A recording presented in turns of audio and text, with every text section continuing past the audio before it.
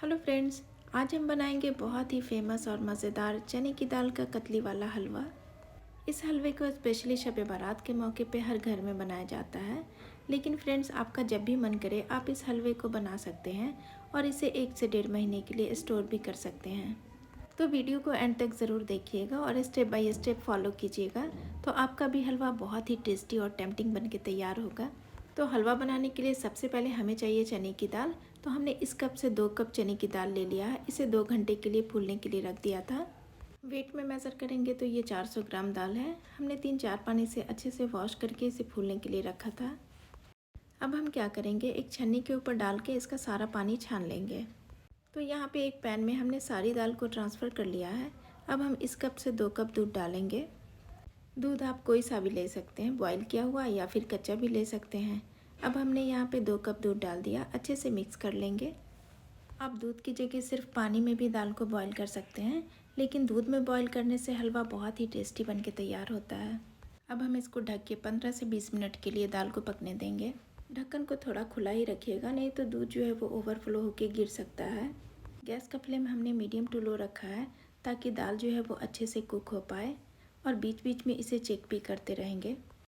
दाल को हमें over cook नहीं करना है, लेकिन इसे सॉफ्ट होने में 15 से 20 मिनट का टाइम लग जाता है।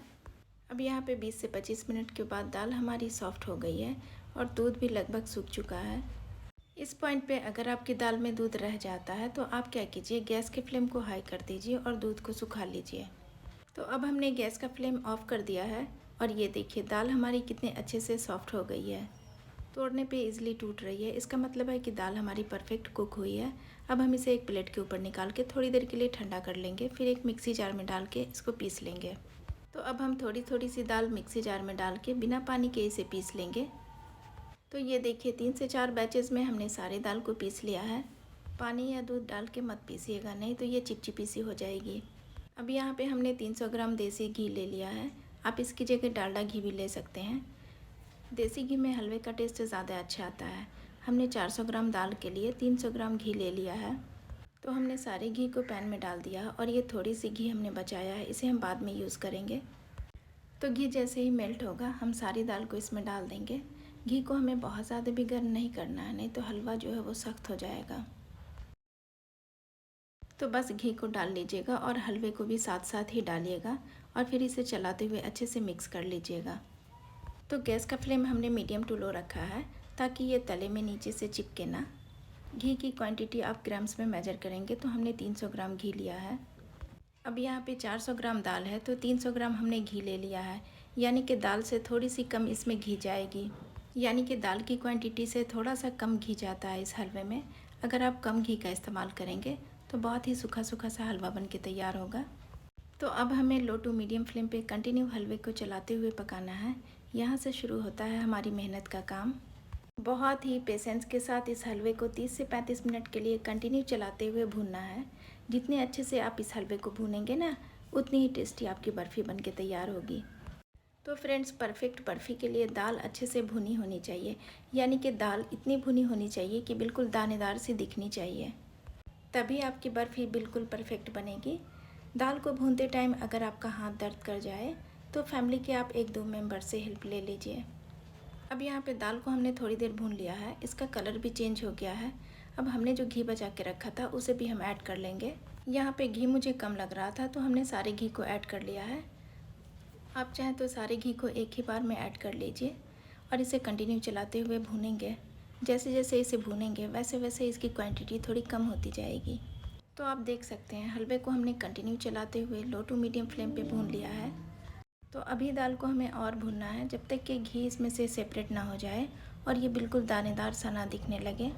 दाल जब अच्छे से भुन जाती है तो बहुत ही अच्छी सी सौंधी सौंधी सी खुशबू इसमें से आने लगती है। तो अब यहाँ देखिए दाल को हमने कंटिन्यू चलाते हुए 30 से 35 मिनट भून लिया है। इसका कलर भी चेंज हो गया है और ये बिल्कुल दानेदार सी आपको दिख रही होगी। तो हमने गैस का फ्लेम ऑफ कर दिया है। तो चलिए अब हम इसके लिए चाशनी तैयार कर लेते हैं। तो हमने लिया है इस कप से 2 कप चीनी। जिस कप से हमने दाल लिया था उसी कप से हम 2 कप चीनी लेंगे। चीनी की क्वांटिटी आप कम या ज़्यादा कर सकते हैं। और इसी कप से हम 1 कप पानी डालेंगे।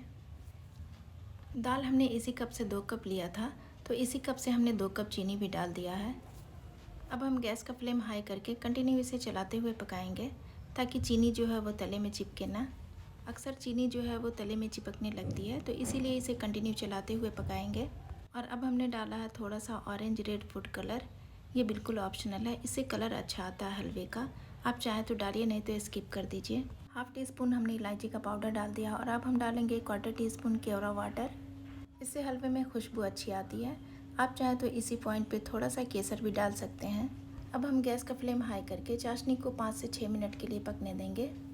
तो अब यहाँ देखिए 5 से 6 मिनट चाशनी को हाई फ्लेम पे पकाने के बाद इसमें एक तार की चाशनी बन रही है, यानी कि चाशनी हमारी डन हो गई है।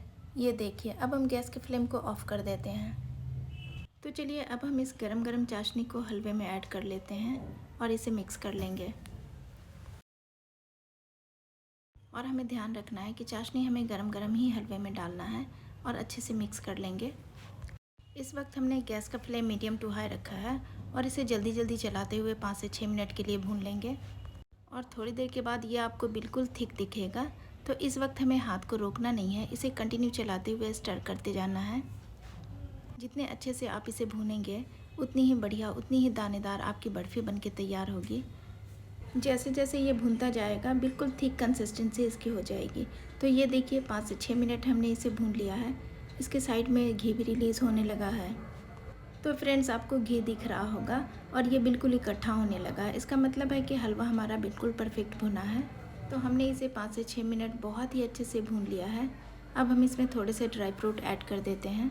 तो फ्रेंड्स, ड्राई फ्रूट आप अपने मनपसंद कोई भी ऐड कर सकते हैं। हमने यहाँ पे काजू बादाम किशमिश और थोड़े से नारियल ले लिया है। सारी चीज़ों को हमने बारीक कट करके ले लिया है। आप चाहें तो इस पॉइंट पे ड्राई फ्रूट को हल्का सा रोस्ट करके भी ले सकते हैं। ड्राई फ्रूट की क्वांटिटी आप अपने हिसाब से कम या ज़्यादा भी कर सकते हैं। या आपको नहीं पसंद है तो आप इसे स्किप भी कर सकते हैं। बिना ड्राई फ्रूट के भी हलवा बहुत ही टेस्टी बनता है। अब आप चाहें तो इस हलवे को ऐसे भी सर्व कर सकते हैं। ये बिल्कुल तैयार हो गया है। लेकिन आज हम इसकी बर्फ़ी बनाने वाले हैं, तो इसे 1-2 मिनट के लिए और भून लेंगे। बर्फ़ी बनाने के लिए हलवे को 1-2 मिनट और भूनना होता है ताकि बर्फ़ी जो है वो अच्छे से सेट हो पाए। तो अब यहाँ देखिए बिल्कुल दानेदार सा हलवा आपको दिख रहा होगा। अब हम गैस के फ्लेम को ऑफ़ कर देते हैं और एक प्लेट में थोड़ा सा घी लगा के इसे अच्छे से अप्लाई कर लेंगे। अब हमने इसकी गार्निशिंग के लिए यहाँ पे थोड़ा सा ग्रेट किया हुआ नारियल लिया है और थोड़ा सा बारीक कटा हुआ पिस्ता। इसे प्लेट के ऊपर इस तरह से डाल देंगे। अब यहाँ पे घी लगाने से क्या होगा कि हलवा जो है वो नीचे से चिपकेगा नहीं। तो इसी तरह से हमने सारे हलवे को डाल के एक स्पैचुला की हेल्प से इस तरह से सेट कर लेंगे। हमने थोड़ा सा ड्राई फ्रूट और नारियल का बुरादा बचा के रखा था इसकी गार्निशिंग के लिए। इस तरह से डाल के स्पैचुला से सेट कर लेंगे। तो ये लीजिए, हलवा हमारा बनके तैयार हो गया है। थोड़ी देर ठंडा होने के बाद हम इसके ऊपर इस तरह से चाकू की हेल्प से कट्स लगा लेंगे। तो मैं यहाँ पे इस तरह से कट्स लगा रही हूँ। आप चाहें तो स्क्वायर शेप में भी कट्स लगा सकते हैं। तो ये देखिए, इसी तरह से हमने इसके ऊपर बर्फ़ी नुमा कट्स लगा लिया है। इसे हम 1 से 2 घंटे के लिए छोड़ देंगे ठंडा होने के लिए, ताकि ये अच्छे से सेट हो पाए। जब ये ठंडी होकर अच्छे से सेट हो जाएगी तो ईज़िली हम इसके पीसेस को निकाल सकते हैं। तो यहाँ देखिए, अब हम इस तरह से चाकू की हेल्प से एक पीस को निकाल के आपको दिखाते हैं। ये देखिए, बहुत ही शानदार हमारी बर्फ़ी बनके तैयार हुई है। तो फ्रेंड्स, आने वाली शब बारात पे या फिर जब भी आपका मन करे इस रेसिपी को ज़रूर ट्राई करें। बहुत ही टेस्टी है, बहुत ही दानेदार बनके तैयार हुई है। तो चलिए आपको तोड़ के दिखाती हूँ। बहुत ही दानेदार, बहुत ही टेस्टी बनके तैयार हुई है। तो फ्रेंड्स, वीडियो पसंद आए तो एक लाइक ज़रूर दें, फ्रेंड्स और फैमिली में शेयर करें और मेरे चैनल को सब्सक्राइब करना प्लीज़ मत भूलिएगा। मिलती हूँ फिर एक नई रेसिपी के साथ। तब तक के लिए अपना ढेर सारा ख्याल रखें। अल्लाह हाफिज़।